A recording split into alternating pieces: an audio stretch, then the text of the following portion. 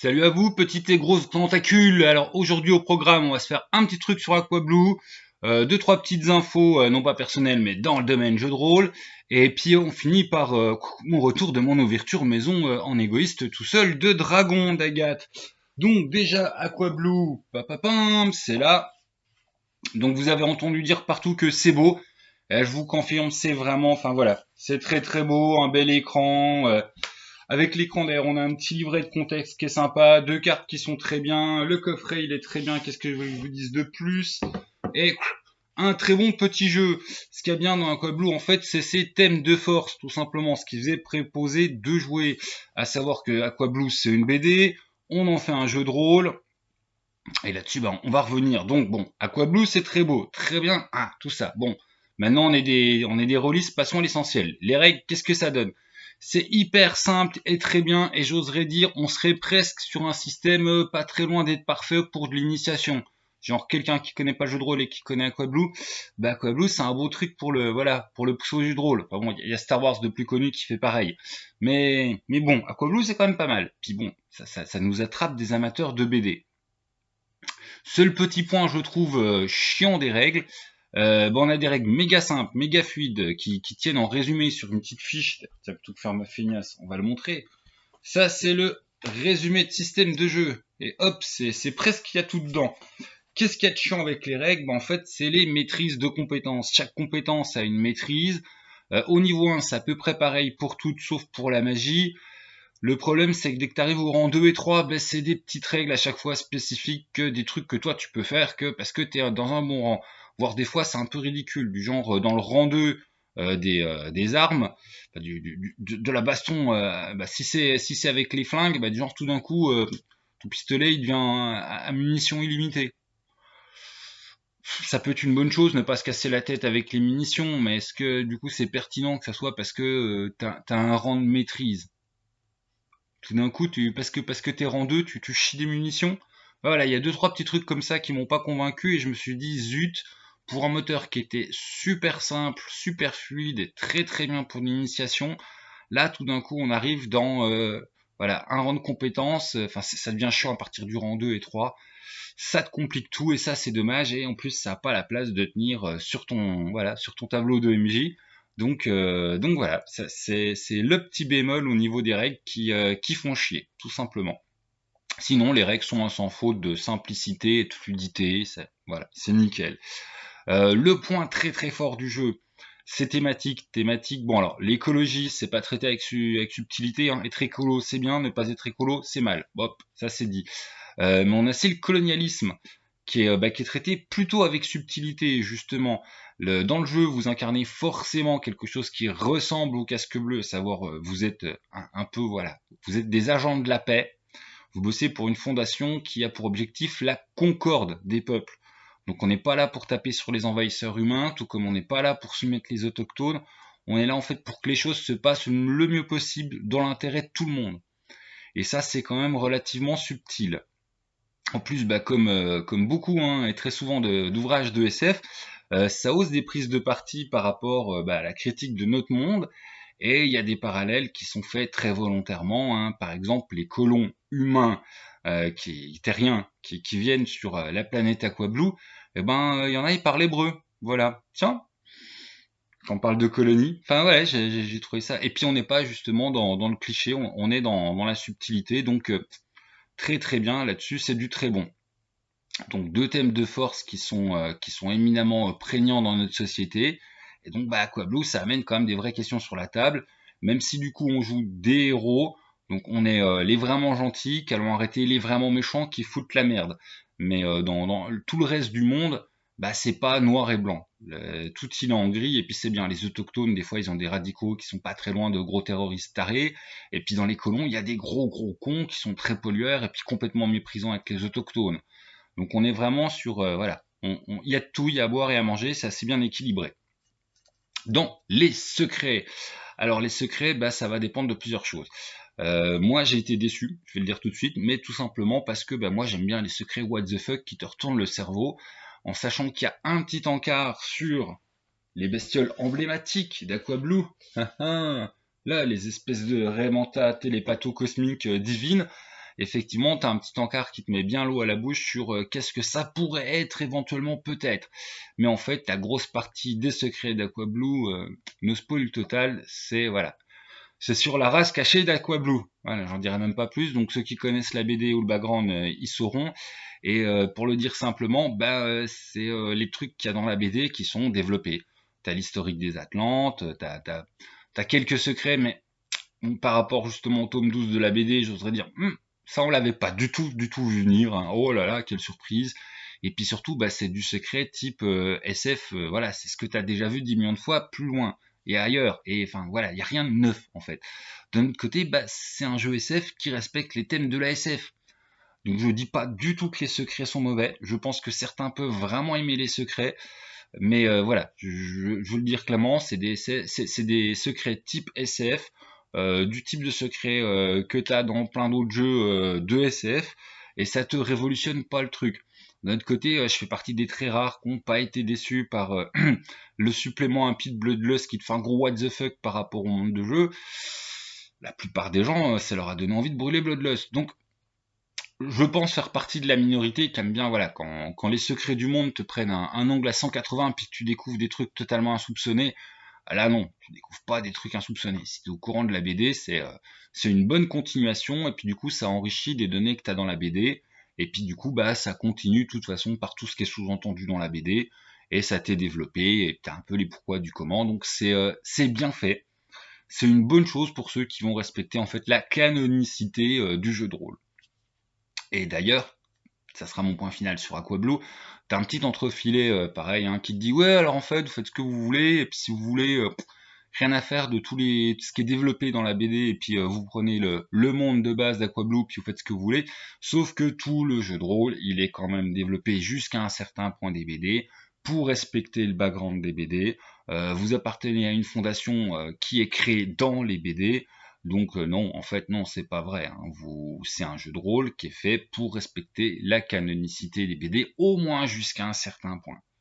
Voilà, tous les personnages importants de la BD existent, c'est eux qui ont accompli certaines choses jusqu'à un certain point, donc vous êtes libéré des BD à partir du tome 12, mais en fait, voilà, vous suivez la canonicité du truc quand même de manière très bien. Alors, certains trouvent que c'est une force, d'autres trouvent que c'est une faiblesse. Moi, en tant que rôliste, je trouve que c'est un peu une faiblesse. J'ai tout le temps l'impression d'être pris dans le carcan du background officiel. J'avais beaucoup aimé par rapport à ça ce que faisait le Trône de Fer, hein, en jeu de rôle, qui disait clairement tu prends le point initial puis après ce que tu fais ce que tu veux. Mais d'un autre côté, on voit bien avec Star Wars et puis des séries comme The Mandalorian que tu peux quand même créer des trucs en respectant la canonicité. Donc voilà, je vais pas choisir pour vous ce que vous préférez. En tout cas, c'est un jeu qui reste canon, qui dans les secrets qui vous sont révélés reste canon, choses qui ont déjà été mises en graines dans la BD et qui reste canon au thème. Voilà, on reste bien dans le thème. Il y aura pas de, une fois que vous aurez lu les secrets, il y aura pas de oh là là, mais qu'est-ce qu'ils ont osé faire? Ils ont piétiné tout ce non. Voilà, on continue et on respecte le matériel de base, le matériel original. Donc dans mon parti pris, moi j'étais un peu au zut, il y a que ça, j'espérais un peu plus de trucs sur les super Remanta Cosmico, trucs machin. On est plus sur voilà l'espèce locale cachée, qui est déjà d'ailleurs très hypante, hein, dans les BD. Donc ça c'était pour Aquablue, avec mes petites mises en garde. Après, très honnêtement, si vous adorez la BD et que vous êtes rôliste, je sais pas ce que vous attendez, parce que c'est vraiment du bien et du beau. Et puis, qui plus est, si vous avez, enfin voilà, si dans votre entourage, il y a des lecteurs de BD qui n'ont jamais osé franchir le pas, vous tenez un système qui est pas chiant. Voilà, je l'ai déjà dit plusieurs fois, je trouve pas que les D5 ça soit un système parfait, par exemple, pour faire de l'initiation, parce que des D5 c'est compliqué. Aquablue, voilà, si les D5, tu le notes à 5 sur une échelle de 1 à 10, Aquablue, t'es à 0,5, 1. On est vraiment sur quelque chose de fluide, simple, rapide à prendre en main, rapide à expliquer à des gens qui ne sont pas des ludistes. Enfin, même des gens qui sont pas du tout habitués à des systèmes de jeux de société complexes. Non, vraiment, c'est facile à prendre en main. Et là-dessus, c'est une grosse réussite. Voilà. L'autre petit point, dans les PDF, parce que de toute façon ça n'existe qu'en PDF, l'auteur de Kawaii, Michael Weir, enfin que je dis bien à l'américaine, qui était passé jouer un petit coup avec nous sur EPRT du Rien, nous a sorti un petit scénario sur Super Mario Bros. qui est gratos, qui est assez épais, qui a des petits moments bien what the fuck, qui ose aller assez loin, je trouve, sur le côté méta des choses, qui tourne sur un système qui est gratuit, disponible sur Drive-Thru, machin truc RPG. Le seul bémol, parce que tout ça étant gratos, enfin, j'oserais dire, pourquoi vous priver, hein. Si t'aimes les jeux vidéo un petit peu rétro, si pour toi Super Mario ça te titille, puis que t'es rôliste, t'as un truc gratos qui t'est gentiment offert. Donc, il est où le problème? Eh ben, en fait, le problème, c'est que, donc, le scénar, il est tout en français, mais il va référencer à des règles qui sont tout en anglais. Je te dis entre nous, il le rend quand même pas mal autonome, et quelque part, si t'es un petit peu bidouilleur de règles, les règles en anglais, tu vas te dire, tu m'entends quand même. Mais c'est quand même, enfin voilà, je voulais pas passer ça sous le tapis, c'est quand même, si tu as envie de complètement poncer bien les règles et puis de remettre tout à ta sauce, c'est un scénar en français, relativement rendu bien autonome, mais en tapant dans des règles qui sont en anglais, que si tu veux poursuivre le truc ou développer le truc, tu auras des règles en anglais. Tout il est gratuit, mais une partie voilà de la base du système, c'est du roast beef. Moi, je trouve que c'est du très très bon travail. C'est un scénar qui a gagné un prix en, je sais plus, c'est 2014, 2016. Enfin voilà, c'est du très bon, c'est du très gratos. Je J'ai rien à vendre. C'est vraiment, voilà. Donc ceux qui veulent aller jeter un petit coup d'œil, je mettrai le lien dans la description. Voilà. Michael en avait parlé. Je suis content qu'il l'ait fait. C'est pas une grande gueule comme moi, Michael. Il réussit, il aboutit ce qu'il fait. Ensuite, dans les petits PDF très sympathiques qui sont arrivés, j'ai le droit au PDF de Sapiens. Et bon, j'ai pas encore eu le temps de retester tout ça, hein. Moi, j'en étais resté au kit d'intro. Mais c'est vraiment, enfin, en tout cas, j'ai eu le temps de le survoler, une bonne petite lecture en diagonale. Donc, je dirais pas du tout, ah, j'ai tout lu. Et puis, je ne serai absolument pas prêt à faire une partie demain. Mais c'est une belle surprise, hein. C'est l'ambiance étoffée, enfin c'est voilà, c'est du tout pot. Donc on reviendra dessus à l'occasion parce qu'il y a 10 millions de sorties, mais ouais, j'en vois passer des PDF et c'est vrai que Sapiens, on en avait parlé à son financement, Sapiens, je voudrais dire voilà, il a coché ses objectifs, il est beau, il est bien, il est très agréable à survoler, enfin voilà, quand tu vas piocher à droite à gauche, enfin c'est très inspirant, c'est pas mal un sans faute, donc voilà, j'ai juste envie de dire qu'effectivement Sapiens, il avait pas manqué à ses promesses et c'est un beau jeu et je reviendrai dessus quand je l'aurai testé et puis tout ça. D'ailleurs, en parlant test et compagnie, donc le compère Ectelio et moi on continue à faire nos trucs tous les dimanches. Là, il est en train de s'arracher les cheveux pour faire des jolis montages, puis en plus avec des images sur Quantique, mais bientôt on aura, voilà, sûrement dans la semaine, on aura le montage de l'actuel play de Quantique. Et puis par rapport à de la partie en ligne, mais pas d'actuel play, je fais jamais rien pour mes abonnés, pour ma communauté, comme disaient les professionnels, ou ne serait-ce que pour les tipeurs. Enfin voilà, je suis un peu un nul par rapport à vous là-dessus. Donc j'ai négocié la permission avec la Miss de réquisitionner la pièce. Enfin, donc, voilà, en janvier, en fait, j'aimerais bien faire au moins une fois tous les 15 jours une partie pour les abonnés voilà, où ça tourne, où on teste des jeux, mais en truc pas en actual play. Pour deux raisons. Un, comme ça, j'emmerde pas avec Thélion qui fasse le larbin de monteur, filmeur et tout ça. Et puis deux, il y a pas mal d'entre vous qui sont un peu timides et que déjà l'actuel, enfin que le distanciel ça fait un peu chier. Alors avec en plus on va te filmer et puis au moins de trucs techniques, tu sais que ça fait chier. Enfin, donc voilà, sans aucune contrainte, juste un petit truc pour du entre nous. On va tester de la partie et puis tout ça. Puis oulala, si vraiment ça marche, dans 6 mois, on parlera de faire une deuxième séance sur l'autre semaine pour faire de la campagne. Parce que j'ai toujours pas lâché. J'aimerais bien faire un joli distanciel sur Cabal pour montrer que c'est possible. Enfin, je repars déjà à gauche et à droite. D'ailleurs, par rapport à ça, si quand même, Cabal, le gros problème, c'est que il y a besoin des cartes, mais de toute façon, les cartes, si t'as une caméra, en fait, enfin, il faut un double compte en fait Discord pour une caméra qui est juste sur les cartes, puis faire ça bien. Donc c'est complètement faisable. Et puis vu qu'en plus Cabal, il y a du scénar officiel qui va sortir, j'aimerais bien jouer le scénar officiel dans le cadre officiel, mais ça veut dire pas d'actual play, ça veut dire pas de divulgachage sur Internet. Parce que voilà, après, si c'est pour le jouer entre gens et puis qu'on fasse voilà, que je fasse un petit retour de partie, comment les gens sont amusés, comment ils ont trouvé soit les campagnes, soit les jeux qu'on a testés en petits groupes restreints non filmé, non diffusé, ça peut être cool. Et puis bah, avec Télion, ça devrait être pour bientôt du Cœur Vaillant, hein, quand il y arrivera. Donc quand lui fera l'actuel de Cœur Vaillant, bah, moi je ferai la rétrospective sur Cœur Vaillant, le système, et puis surtout bah, qu'est-ce que vous allez trouver de manière différente dans tel et tel ouvrage. Bon, le livre de base, bah, c'est la base du système, mais après il y a deux compagnons, il y a un livret d'aventure, il y a un livret de campagne, on fera une petite présentation. Et toujours pour en finir sur ces deux-là, Cabal et Cœur Vaillant, j'ai fait un petit article non spoil pour Cabal, chose qui est très très dure, hein, j'avoue. Et puis un article sur Cœur Vaillant sur Geek Tribe, hein, le site du magazine Geek Magazine. Donc c'est pareil, je vous mets les liens dedans, hein, si jamais ça intéresse des gens d'aller jeter un petit coup d'œil. Et puis voilà, nous allons clore sur, mais non des moindres, Dragon, bah comme beaucoup, hein, je les ai enfin reçus. C'est joie, c'est bonheur, c'est joie, c'est bonheur. J'avoue que à mon premier survol, je suis allé contacter deux trois personnes qui s'y connaissent bien dans le milieu en me disant mais oulala, est-ce que ça va pas nous faire un Héros et Dragon 2 que DD5, enfin il va avoir des plaintes puis que ça va être c'est trop proche, machin, ça va se faire striker. A priori non. Voilà, ceux qui connaissent bien le dossier font non, il n'y a aucune chance que ça se fasse défoncer par Wizard of the Coast, donc c'est une bonne nouvelle. Tout simplement qu'on a une sacrée alternative à DD5, pour pas dire on a quelque chose de mieux de DD5 qui est sorti. C'est ultra hypant. Alors on a un côté, enfin graphiquement, c'est vraiment le cran dessus. Au niveau organisation, j'ai pas encore assez les bouquins en main, mais ça m'a semblé, alors pas plus chaotique, mais différent. Bah, par exemple, les créatures, ça va pas être par ordre alphabétique. Ça va être classé par région, par zone, donc c'est pas du tout les mêmes approches. Mais voilà, les livres sont superbes, les livres sont extrêmement complets. Même si c'est du compatible DD5, c'est surtout du t'en as rien à foutre d'avoir DD5 pour jouer à Dragon.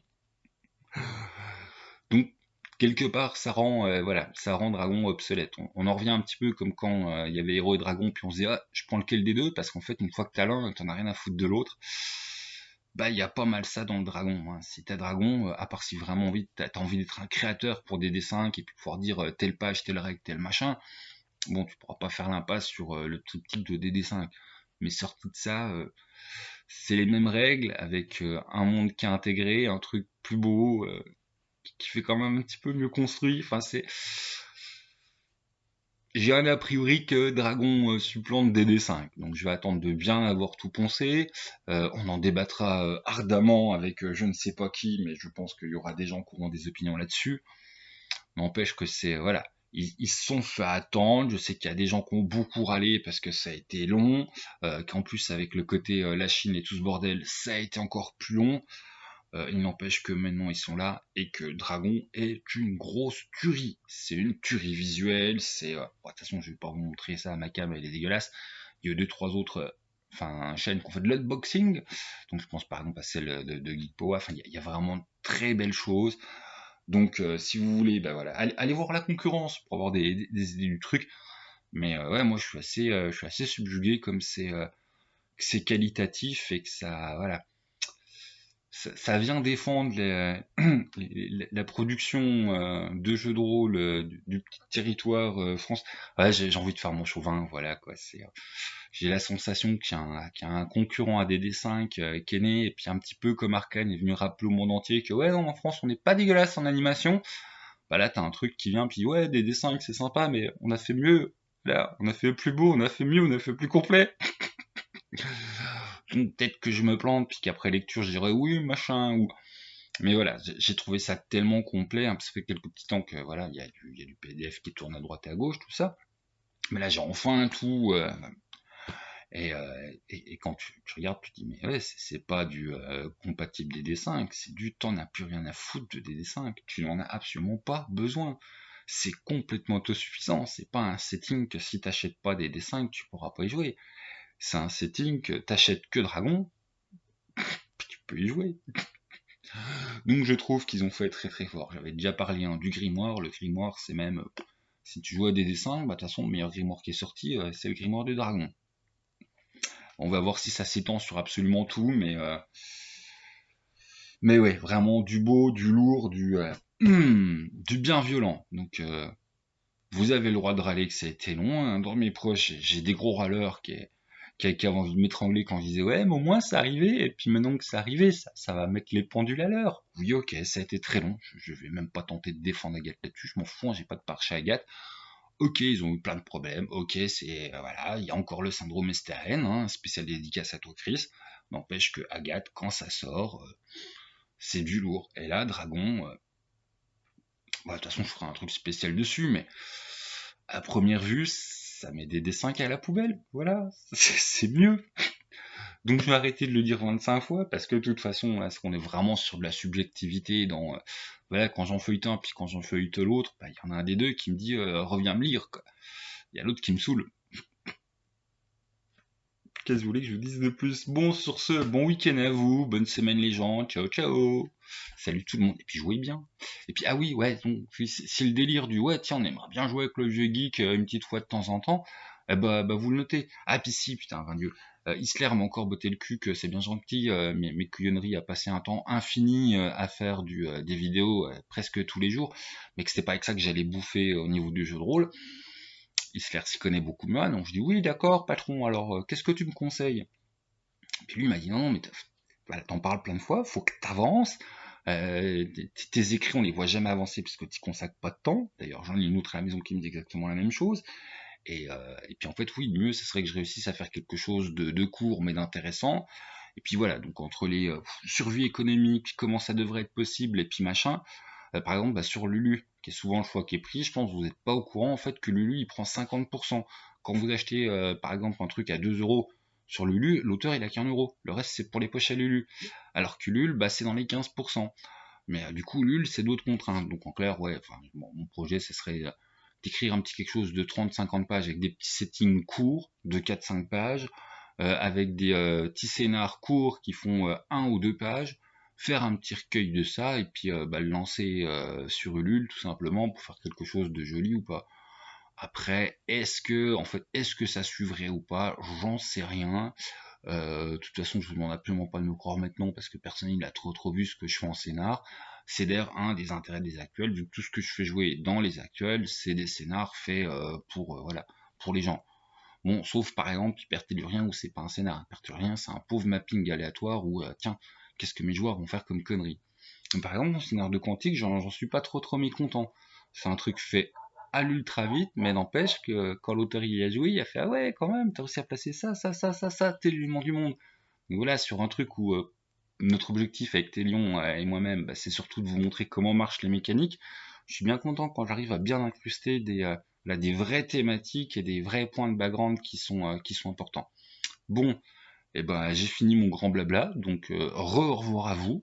Et puis ben merci à tous les tipeurs, merci aux petits messages de soutien. Voilà, spécial coucou à Raphaël, spécial coucou. Enfin, jamais je dois vous nom de code ou pas. Enfin voilà, on a discuté par exemple avec le Corsica, c'était très sympa. Petite réflexion avec abonnés, mais ouais, c'est venu de la conversation quelque part les actuels plays, mais les vrais, hein, pas ce que font Télion et moi, mais ceux qui filent des complexes aux petits jeunes. C'est un peu comme les les trucs pour adultes, savoir que c'est fait par des professionnels et faites pas pareil à la maison. Bah, tout ça tout simplement parce que je sais plus qui, mais enfin quelqu'un du milieu qui, voilà, un auteur machin, qui me disait que la seule dent dure qu'il avait contre les actual plays, c'est que bah du coup quand les nouveaux joueurs se mettent à ça, bah, enfin certains ont un complexe parce qu'il y a des méga niveaux d'exigence pour atteindre un niveau d'actual play. Et que bah, c'est sûr que quand t'as 14 ans puis que tu te mets au jeu de rôle, bah, t'arriveras pas du tout à faire aussi bien que bah, ouais, des actual players professionnels. Et puis voilà, puis il y avait le petit mot, oui, c'est comme le... Ouais, je m'enlise. Salut les gens, en tout cas, les gens se seront reconnus, et puis ouais, ça fait plaisir un petit peu d'échanger avec les abos. Donc voilà, salut les gens.